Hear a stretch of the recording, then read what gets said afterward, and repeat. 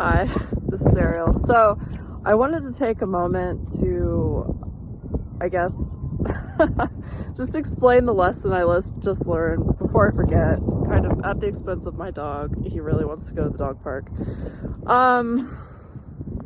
But I've just been on like a deep dive, and I don't know, maybe it's been a week, maybe it's been more, but it's about this idea of kind of rediscovering the fact that each and every one of us is God and a creator, and we came here to forget just so we could remember again. And something about that in my head was just like, what's the point? I don't get that. And yeah, I still don't. It would just be boring otherwise. Like that's the only thing I can tell you as far as the answer to that question is, you know, we need the contrast, we need the bad to see the good, etc., things like that. But I just kind of poked a hole in like kind of this long held belief that I've had, which is everyone's born and they have their innate talents and they want to create things. Like when you're a kid, you draw, stuff like that, and you just do it because you love doing it, it's fun. And sometimes you're gifted, you know, and it makes it even more fun, or it means that, you know, the things that you create, they have like a bigger reach, and like they like affect people, right? Because that's what art does. You're kind of expressing like emotion, you're communicating. But as you move through life, like expectations are put on you, right? You think that you have to work hard. People tell you to be a certain things. Your parents are like, yeah, be a doctor, be a this, be a lawyer, be a whatever, you know, because everyone kind of starts believing in this lie that they have to fit certain like societal roles.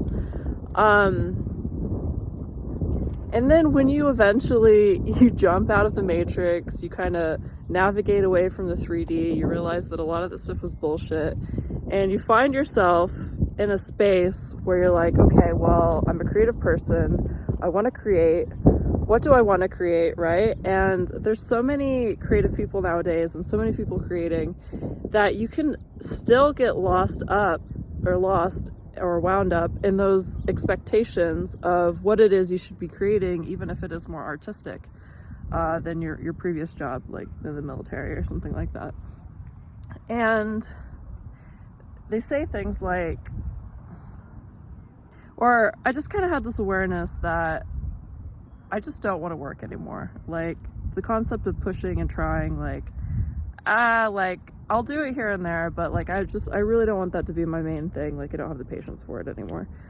I just had this kind of deep knowing when I left the military that I just wanted to flow. Like I literally created a phrase when I went to hypnotherapy for a little bit, and the phrase was, I want to flow through life with spontaneity and ease.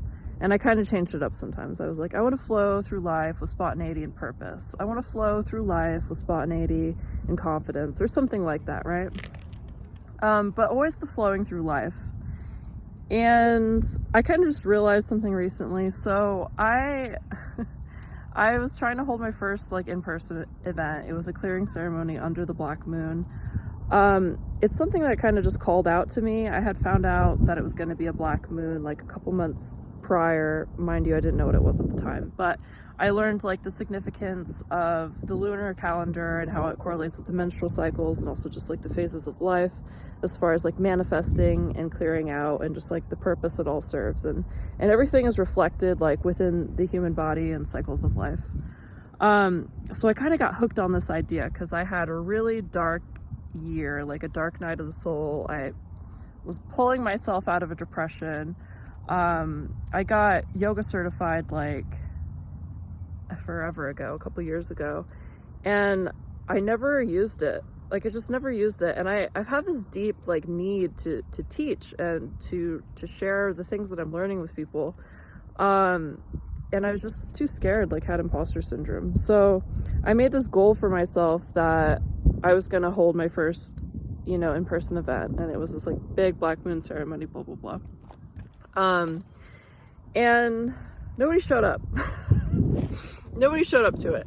And I made the most of it, because the truth was I had been doing the clearing ceremonies on my own like I had fun building it, and I was doing them on my own, to kind of walking myself through them and adapting them based on, you know, how I felt while I was doing them. And I know that every single time I put myself, or guided myself through a clearing ceremony, that it was really rewarding experience for me. And then anyway, so like the day of, I honestly got deflated because some of the people that told me they were going to show up, like, didn't end up showing up. Part of me was kind of relieved because I was just kind of, the whole thing was kind of nerve-wracking to do it anyway. And yeah, just lots of shifts and like mindsets, like building up to it.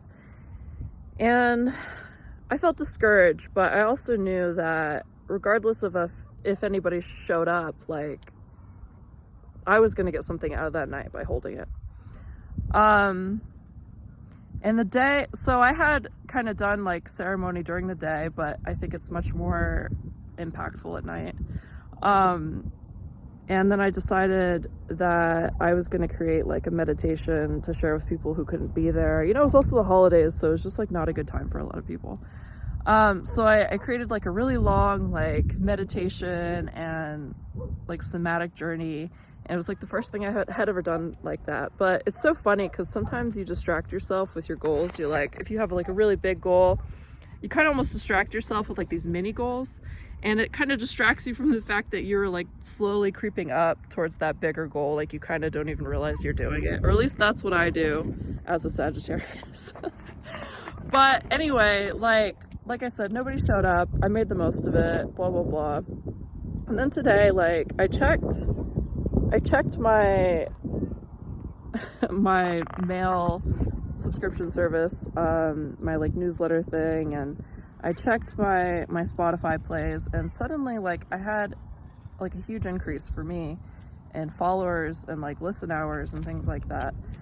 And it kind of just made me realize, like, bringing it back to when you're a kid and you just have these very raw desires. It's like pure innocent desires. And the universe pretty much is trying to tell you, you know, after you get brainwashed by society, when you're on the way back to yourself, the universe is like trying to tell you, like, hey, just in case you didn't know, like, you're a creator and you came here to create something specific. And whatever you create needs to be authentic. And wherever you're like authentic and truly yourself, like, you are going to effortlessly succeed. And I don't know why, everything that I had been learning over the past couple weeks just finally clicked in for me. Like, I was like, oh, that's the fun. That's the fun, is I forgot how powerful I was. I forgot who I truly was. I forgot my deep desires and my need to connect with people and like share authentically. And I kind of got lost in the sauce along the way, and I learned a lot of things, but like now I'm remembering, oh, that's all I came here to do. So like, it's so funny because I feel like when you're a kid, you're like, I want to do XYZ, and people really try to talk you out of that thing. They're like, nobody succeeds as an artist, nobody succeeds as this, nobody succeeds as that. But it's just so not true, because the older I've gotten, the more I've realized that despite whatever like product or service you're providing, it doesn't matter, because you could be providing the same exact thing as somebody else, but people, stop my talk, he's impatient. People don't buy like products and services. Like they come for your energy, they come for your authenticity, you know what I mean? Like that's just what people want. They want to connect like authentically with you. So, and I know that I have other people who are interested, that I talk to, that are interested in becoming creators, but they get really discouraged in this like, oh, well, everybody's like making YouTube videos or whatever like that. I'm like, yeah, but there's like 20 YouTube videos, 20,000 YouTube videos about how to make pumpkin pie, but you're gonna find somebody's voice is less annoying than the other person's, or you're gonna like their facial expressions or their background or something about that person. You're gonna relate to it better, and that's the video you're gonna watch, and that's why everybody should create. And the more you create from an authentic space, an authentic place, the more you're gonna see success. And I've been kind of putting my ear to the ground for a while, so I think that once you like really tap into that, you're gonna surprise the fuck out of some people, honestly. Like, people are not gonna expect what happens next, essentially. And I'm kind of excited to see that. But I hope that this helped you. I hope you found this encouraging. Until next time.